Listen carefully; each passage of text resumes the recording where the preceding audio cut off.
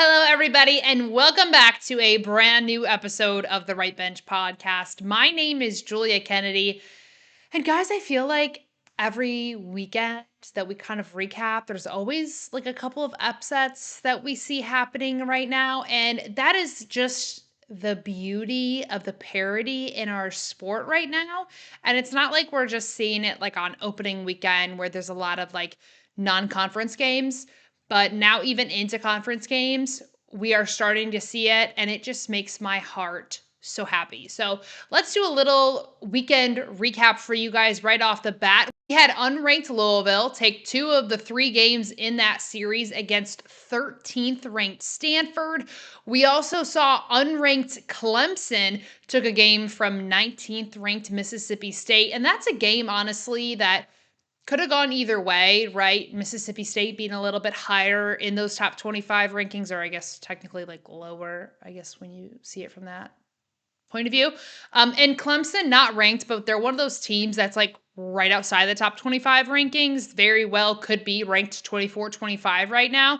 And I wouldn't be surprised if maybe we see them enter next week just based off of their performance. So that game definitely could have gone either way, but still a really great game that we saw there. And how about 9th ranked UCLA taking down 6th ranked Florida in what was really just like a marathon of a game. The final score of this game was 15-12. Just an offensive clinic for both teams, and both pitching staffs really, really suffered in that. I mean, you can just look at the box score and you can kind of see from yourself there.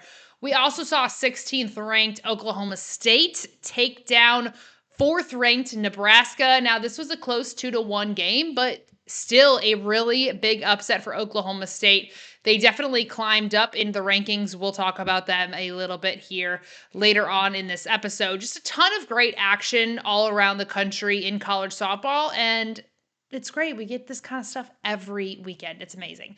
So I did this last week for you guys, and I decided to do it again because I thought it was really great. I thought it provided a lot of great content for listeners, and I think you guys actually really enjoyed it. Bottom line is, I got another guest on the podcast for this week. Let's go. I had the chance to sit down with the Wofford head coach, Chelsea Butler. It's a new program at Wofford. It started it's only in its 3rd season right now, so still a very, very new program. She took it on as a head coach. Let's sit down and take a listen to that interview. Coach Chelsea, welcome on to the Right Bench podcast. I'm so thankful for having you on today. Thank you for having me. I'm excited to be here. Yeah, awesome. So before we kind of, get into our conversation and our questions and all that stuff, why don't you just kind of talk to the audience a little bit and kind of talk about your background? Yeah. So I am starting I'm in my 4th year at Wofford, our 3rd season of competition. This is year 16 overall as a Division I coach. I started my playing career. I went to a junior college in Huntington Beach, California for 2 years before I transferred to Eastern Kentucky University, finished up playing there. And then from there, I started my coaching career at Eastern Kentucky, was there for a couple years, and then literally started a cross-country journey, Utah State, Temple University, Presbyterian College, UIW, University of Maryland for 3 years, and then finally landed at Wofford as a head coach. So I was 13 years as a Division I assistant before I took my first head job. And then obviously Wofford was just starting a program, so have kind of seen that from the ground up. And here we are in year 3. So you've been a little bit of everywhere, all over the country. Everywhere. Is there like a favorite location that you landed on? Yeah, I love South Carolina. Obviously, it's my second stop in the state, but just as far as, life and, all the things outside of just softball, I love being here. But I still am partial to Southern California as well, where I grew up. Yeah, of course. So first head coach ever with Wofford, with their program starting up. Talked a little bit about, from year 1 of playing to now year 3, season 3 with you guys. Talk a little bit about how much the program has not only improved, but really developed as well in those first 3 years. Yeah, it's actually insane, right? When you're looking back at it, when I took the job, obviously I knew I was going to be starting a program, but for everything I knew to expect, there were about three other things that I had no idea were going to end up in front of me. So it kind of feels like I've been at Wofford for 3 months and 15 years all at the same time. But yeah, I mean, really seeing this from year zero, we had 9 student athletes on campus in that first year where we didn't play. And that first class are now seniors on the field, which is really cool. But yeah, a lot of great things, a lot of big moments, a lot of firsts. I feel like we're kind of finally starting to get out of the firsts. This is a first year where we have more upperclassmen than underclassmen, and the experience and the leadership is there. So truthfully, from nothing to everything all at the same time, it's just been a journey that I've been really blessed to be part of. Yeah, this area, this region has developed a ton of softball, Yeah. right? You had Duke kind of, they were the first ones recently to kind of start it up, and then Clemson really piggybacked after that, and now we have Wofford with you guys. What do you think it is about this area that has been in the most recent years committed to really developing and growing the game of softball? Yeah, I think it's the sport in the region itself. Even from I was at Presbyterian College more than 10 years ago now. And just even in the 10 years from when I was recruiting there to versus when I'm recruiting here in state, the talent is just so far above where it was 10 years ago, which is awesome. But I think it's honestly softball, which is really cool to see. It's cool to see the growth of, knowing that I never played in a game that was on TV, right? And we're getting to watch multiple games streamed. And so I really think, it's the region, yes, but I think it's just softball in general that's been brought to the region and how far it's come. Yeah, and taking a look at your program, you talked about how you guys started out young and, the first class you had are now seniors. Also on your roster, only 2 transfers. How have you been able to really grow and develop your program and get kids to stay at a program that's brand new throughout the Yeah. years without bringing in a ton of different transfers? Right. It's honestly a little bit of everything. Wofford College itself is very specific. You have to finish your last 60 hours at Wofford to get your degree, which kind of limits our transfer pool to begin with. So if we take a transfer, they might be getting ready to be a junior, but that would be about it. And they probably have to retake some classes along the way too.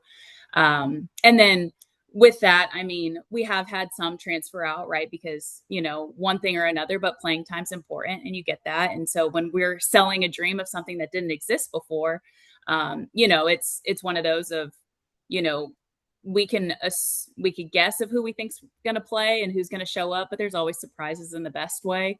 And again, me myself, hindsight looking at it, I probably wouldn't have been a very good first time head coach of having to take over and change a culture. Getting to look at it and build the culture that we wanted, I think has been really important just for this program. Haven't had any staff turnover since we started the program, which I think honestly is so important. And it's been so crucial to our success, but also to my own success and, my trust in them and their faith in me and those kinds of things. So I think everything kind of plays a part in it, but we are specific. If we do go into the portal, it's for a very specific need, and we're looking for a very specific character fit more than anything. Yeah, absolutely. And you kind of touched on it a little bit there, but Wofford, just as a university academically, is very strict. It's very rigorous, and Yeah. that's something that I had to learn. I don't think a whole lot of people actually realize that. And I did hear a story about one of your players that was late to a game because of a lap. Yeah. Like that's Yeah. not something that we see at Power Four schools. You Yes. know, even with that dynamic, talk about, from a recruiting aspect, like why would student athletes Yeah. want to go to Wofford, number one? And number two, how do you as a coach like balance that out? Wofford fits a very specific student athlete, right? So we recruit in very specific ponds, I guess, so to say. But truthfully, the education sells itself, right? And then we know if we could get you on campus and we could show you around, we have a really good chance, and I'm going to be tough to say no to. Our facilities are great, the support is great. And so, we're a total student body of 1,800 students, no graduate programs. So we're an undergraduate college only.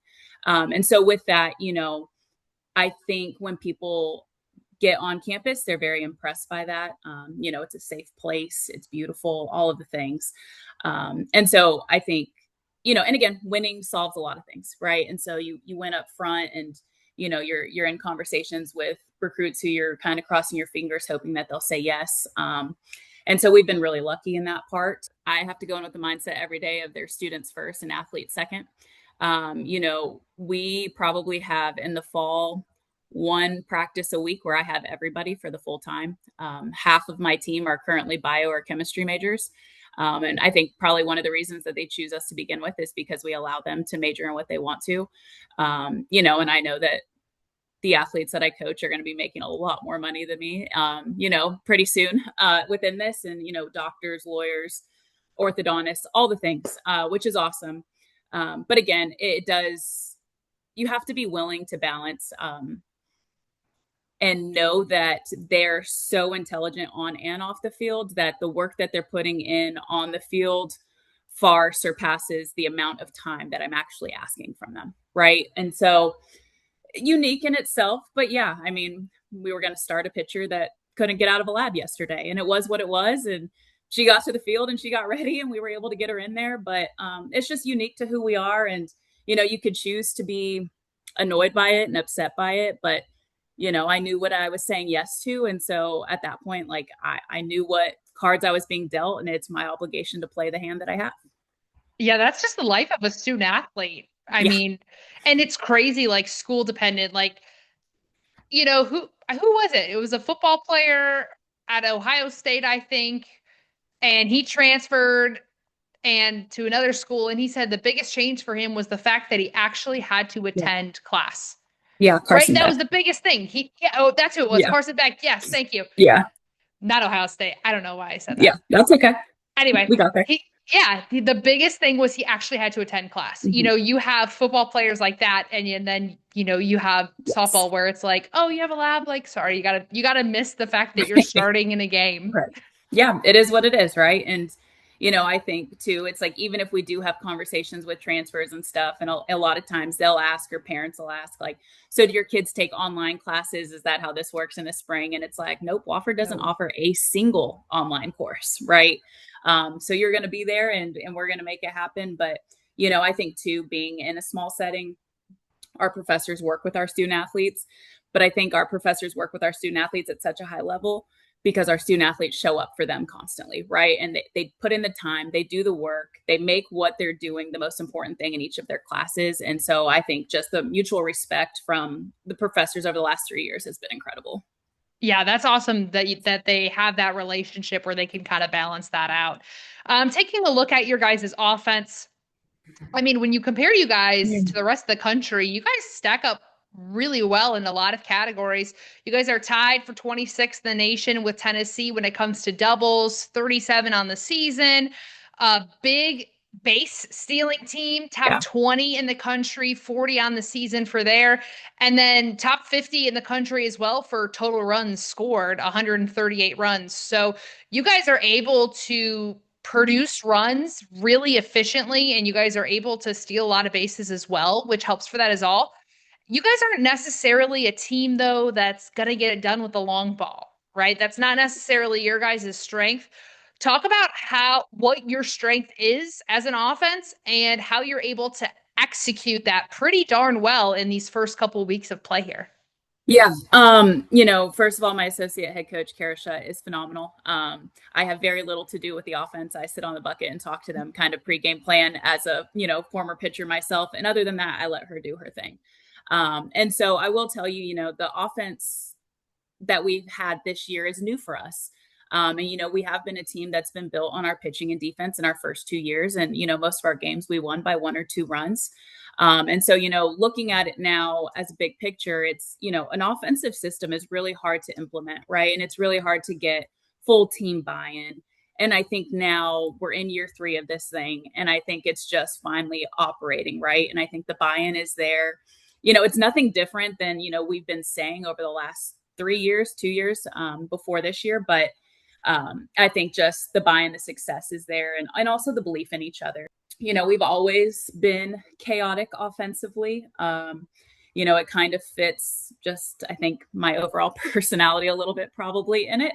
But Kara's done a really great job. Like there's at times where I look down and I'm like, oh no, I think this is a terrible time to steal a base. And man, she goes for it with, reckless abandon. And, most of the time she's right. So that's why she's out there and I'm not. But yeah, I think it's a lot of faith. It's a lot of, it's been a lot of work over the last, 3 years getting to this point. But yeah, it's cool to see. And it's cool to see, our upperclassmen having success who have been in this program the entire time and have fought for these moments of success, and they've faced defeat and they've accepted it and they've continued to work and learn from it. So there's a lot of really cool moments in that. But yeah, I mean, to your point about the long ball, right? We have a few that could hit home runs. Obviously, Bree, phenomenal hitter in her own right, and we're lucky that she said yes to being a Terrier. But I think that that's also comes with growth of the program, and when you look at recruiting and those kinds of things, and people who are willing to say yes to you, I think that and when you look at, and again, everyone, like I could say whatever I want to about kids who aren't on campus yet, but they have to prove it. But I do think more power is on the way. I do think that. Well, that's good to hear. And it's awesome that you guys have developed that throughout the years and gotten better and better. And hey, like sometimes chaoticness, it causes confusion, and that's sometimes it works out. It's Yeah. sneaky. So can't necessarily hate on that. Um, Yes. Entering last weekend, Yeah. you guys were 14-0, best program start in history for you guys. Not a whole lot of history, but still, Right. makes it's still worth it. You guys had a tough couple of games against Mississippi State, Clemson, as well as Georgia Southern. What were some takeaway or like learning moments from those Yeah. games for you guys as you suffered your first couple losses there of the season? Yeah, I mean, Mississippi State and Clemson, they were fun. Those are games and atmospheres we haven't been in yet, right? Last year we played South Carolina in a midweek, and it was our very first Power Four opponent. And so to go into a tournament form, knowing that we were going to play, two top 25 teams, was just incredible for our program overall. Obviously the score didn't reflect what the games felt like, I guess, and what they looked like. And so, I'm incredibly impressed with my team for how they carried themselves, handled their business. We didn't let things get out of control. Things didn't spiral. But when you're talking about Mississippi State and Clemson, like they're incredible. We're going to watch them, late May, and there's reasons for that. And then we came out on Saturday and we beat a very good Georgia Southern team. And then, turn around and less than 24 hours later, they beat us real good. Right. And so, I think Sunday was the loss that, our biggest thing is when we have lost a game is that, we say the power's in the response. And so, I think what I was most proud of from Sunday to last night was just our response, right? Because it would have been really easy to feel sorry for ourselves based on how Georgia Southern beat us. And there was none of that, which is awesome. Yeah, talk a little bit about that game with College of Charleston that you guys had last night. A little in-state rivalry going on. Schools not too separated by too much of a Yeah. distance. Just talk about that game and how cool it was to kind of get that win over an in-state rival. Yeah. It's always fun to play at home, be back at home in front of our fans. And again, College Charleston's had a good year. They have obviously a history program, and so I think anytime we could beat an in-state rival, it helps a lot of things, recruiting one of them, right? And so it was a lot of fun. And then, to go ahead and put up 5 in the first inning, obviously, is just an incredible place to be for our pitchers specifically. And, lets them pitch more free with some more confidence. And it was a lot of fun last night. There was a lot of energy, and it was nice to get out in 5. Awesome. Let's dive into the top 25 rankings. A lot of shakeup, a Yeah. lot of movement early in these first couple weeks before we, are heading into conference really starting this week. Some people are saying that they're even struggling to find top 25 teams to rank because they really just don't believe there are 25 teams that deserve to be ranked at the end of the day. What are your opinions on that? Yeah, I think the parity in college softball is awesome, right? I think a lot of things have changed, obviously, including the transfer portal and things like that. But I do think that there's probably more than 25 teams who are worthy of being ranked. And I think that obviously RPI is important. It's a system and metric that we've used for as long as we have. But I do think that, there is a little bit of feel to this as well. Well, And it, so it doesn't it doesn't help that the RPI rankings aren't even released as we're heading no. into conference play. Right, So but baseball's had two released and they started a week after us. so hint hint Yeah. NCAA, get it together. Sorry, Yes. keep going. Um, but yeah, so I mean, I think that, you're looking at mid-major softball, you're looking at top 25, you're looking at power four, you're looking at all of these things. And, anyone can beat anyone on any given day, which I think is probably the coolest thing about our sport. We've come a long way in the last few years to be able to say that. You look at what Belmont's doing with Maya Johnson, just incredible, right? And I mean, dang, she could go up against anybody in the country and they have a shot to win. And so I think to see things like that is awesome. But I also do think that, you know, there's the parity is probably what makes a top 25 so hard to rank. And, because people who typically don't get beat in February are being beat. But at the same time, I think that's just the growth of our sport and it's actually a good thing. Good problem. Yeah, going off of Belmont with Maya Johnson and their game against Tennessee, I saw a report. I mean, I don't know how I heard the sources, but I saw a report that Karen Weekly was like, she's the second best pitcher that you're going to see all season long is Yeah, Maya I saw Johnson. that too. Yeah. Okay, so it's legit. Are there any teams or programs that have maybe shocked you, done maybe better than you expected for them, or Hmm. maybe done the opposite, worse than what you expected? I think watching the mid-major top 25 has been really cool. Because I think that, obviously they're beating up on everyone around them, but they're also taking some big games while they're at it. So I think it's just cool to see that. Yeah, I don't know how much you've like actually listened to my podcast if you have at all, which doesn't hurt my feelings if you haven't, but I try to do a segment every show that is my mid-major magic where I try to highlight whether it's a mid-major athlete or a mid-major team or just different scores that we're seeing right now just because like they have such a special place in my heart just because Yep. that's where I competed. And take a look at Grand Canyon, undefeated right now. They're Yeah. climbing up in the rankings, right? I think they're ranked 23rd right now. Just like absolutely killing it right now. Yep. Yeah, no, I think that obviously he's done a great job. And there's just so many mid majors who I think don't probably get the press and the spotlight that they deserve. And I think just, where softball has come and where we are this year more than any year, truthfully, I think you're starting to hear about more of those mid majors. Mid major itself is, you know, for the student athlete experience, again, I obviously played mid major softball as well. I coached mid major softball for 10 years before I was given a shot at Power Four, and chose to come back to mid major softball.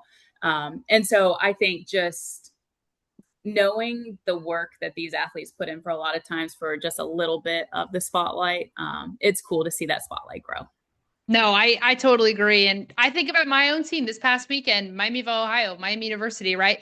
They went down to Columbia. They took two games from Mizzou, Yep. and they took a game from, I mean, they're mid-major, but a very good Wichita State program. Yeah. And like that for them, freaking fantastic weekend. They've also had games against Minnesota. They took a game from Iowa as well. Like I tell you what, I'm so pumped. I mean, I'm a little biased, right? They're my team, my program, Yeah. but just seeing that it's continued is just so exciting and they're climbing up the top 25 mid-major rankings right now. I think they're like 8. They're like top 10 teams. So Yeah. No, small world. I'm actually a little bit biased towards Miami of Ohio as well because Emerald Doria, their assistant coach, her and I were assistants together at Maryland. And so one of my very good friends. So to watch her succeed and have success and, be happy with where she is and what she's getting to do is really special to me. well, we can cheer on the Redhawks together through We this can. season. Let's go. Yes. All right, Chelsea, thank you so much for hopping on my podcast. I really appreciate you taking the time to take a listen and talk with me this week. And best of luck with you guys for the rest of the SoCon this season. Yeah. Thanks for having me. It's been a lot of fun. And if you're looking to watch some softball, go Terriers. All right. Hope you guys enjoyed that. I thought that was a fantastic conversation, and I'm excited to see how Wofford does through the rest of the SoCon this year in their conference play. Let's turn now to something a little bit different. Let's take a look at the new top 25 rankings that just came out. The top 10 spots of this new rankings pretty much the same. You see a little bit of shuffling around in that like 7, 8, 9, 10 spot. Overall, it's the same teams, basically just in a little bit of a different order, but it's pretty much the same.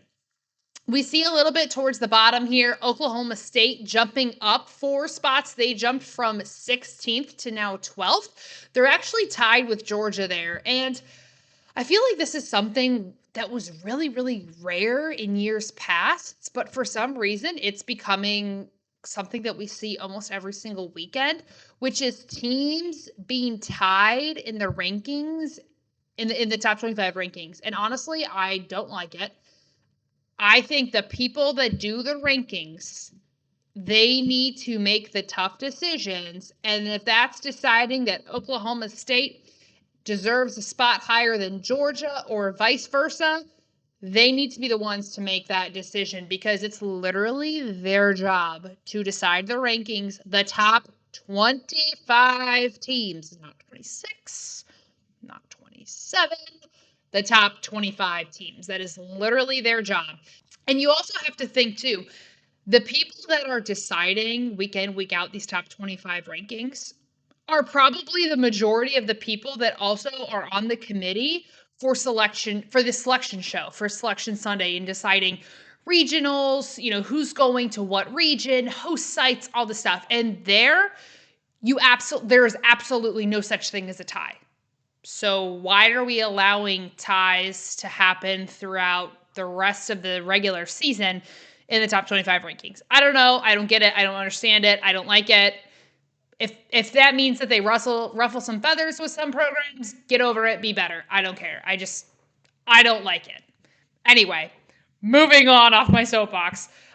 We also see our lone mid-major, Grand Canyon, jumping up a couple spots there. They're up to 23rd.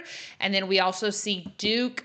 They have lost a couple games that they definitely should have won. They're still edging out the rankings, but they're there in that 25 spot, just wrapping it up there. Teams that are knocking on the door right now that we are seeing that are receiving votes to be in that top 25, we see UCF, Penn State, Clemson, like we talked about a little bit earlier, North Carolina, and a handful of other schools are still receiving votes as well.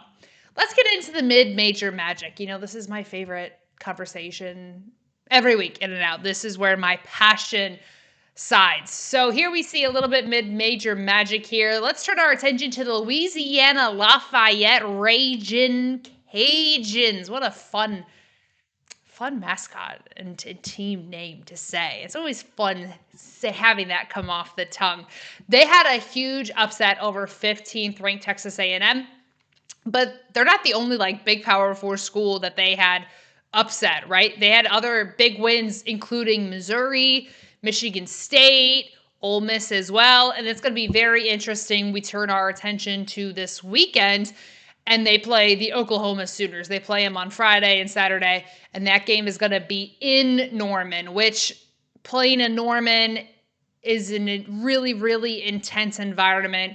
It's the same kind of environment that you would see at an Alabama game or a Tennessee game. So I think the biggest thing going in for this Louisiana team is relying on their success, right? We have had success in the past over top 25 teams. The name on the front of the jersey means nothing to us. They just need to go out there and play their best, number one. Number two, they need to maintain composure and not get rattled by the crowd. It's very easy to get kind of worked up when all you hear is Boomer, Soda. And if you're a fan of that, it pumps you up, right? If you're playing against it or you don't like Oklahoma, it's just shut up. But you got to have that mental block. That's where mental toughness comes in. You got to be able to block that out, stay steady, and have composure at the end of the day. Let's turn to our fun stats. Speaking of the Oklahoma Sooners, they are the focus of that segment this weekend. Guys, I finally came up with a name for what we're going to call this segment. I know for a couple times it's oh, I got to come up with a name, and a lot of times it would just escape my mind. I found one. I'm not like 100% dead set on it. I think we're going to like test it out this week and maybe see if it carries. But we're going to call this segment the Stat Chat, right? It's just a time to chat about stats. And I like that's got a little rhyme, little ring to it. All right, we'll see how it goes. Welcome to the Stat Chat, guys. All right, like I said, Oklahoma, they are currently leading the country in scoring, most runs scored this season. They're almost at 300 already before conference play even begins. They're at 294 so far on the season, and a big boost, I guess, of those runs came from two games in particular, both against Alabama State. RIP if you're Alabama State fans. Sorry to kind of expose you like this. Their first game was 32-0. I mean, that is a football score. That is higher than most football teams score in a game. And they put up 32 runs. And I believe, like, I'd have to double check it. 20 of them came in like one inning. At what point do you just start like walking? I don't even know how I would coach to that, to be quite honest. Then they played them again. Was a little bit of a closer game. Not quite, but a little bit of a closer game there. They kept it 29-6 as well. So if you think about it, they average about 14 runs a game, which is literally run ruling a team almost twice. That's how many runs that they're averaging per game. The next closest is UCLA with averaging 11 runs per game, which that's a pretty big margin when it comes to averaging 3 whole more runs compared to the next team in second place. That's a pretty big difference there. All right, folks, lots of great matchups this week. Some conferences are beginning conference play. That does include the SEC. We've got LSU taking on first-ranked Tennessee. We've also got the 24th ranked South Carolina Gamecocks hosting the 3rd ranked Texas Longhorns. If you know me, if you know my passion, I get to call one game out of that series on Saturday. Just one game, but it's one game that I get to call again with South Carolina versus Texas. I mean, I am so pumped. I'm so excited. It's a top 25 SEC matchup. I mean, when you listen to Hillary Duff song and you're thinking of like, this is what dreams are made of. This is what dreams are made of. I'm so pumped. If you're around, if you're watching that game, please tune in. I'm like crapping my pants. I'm so excited about that one. And I have been doing more study and more prep than I ever have in my entire life. So please tune in. I'm so excited for that game. I'll also be calling a game on Friday. That's going to be Charleston Southern versus Bowling Green as well. Bowling Green, you know, my Mac foe right there. That game will be on ESPN Plus. Bottom line, there are great weekends, literally, or great matchups, literally every single weekend of the college softball season. And that is why it is arguably, in my opinion, the best sport ever because of all the competitive games that we see all season long. Go watch games, go support women in sports, and we'll see you next week.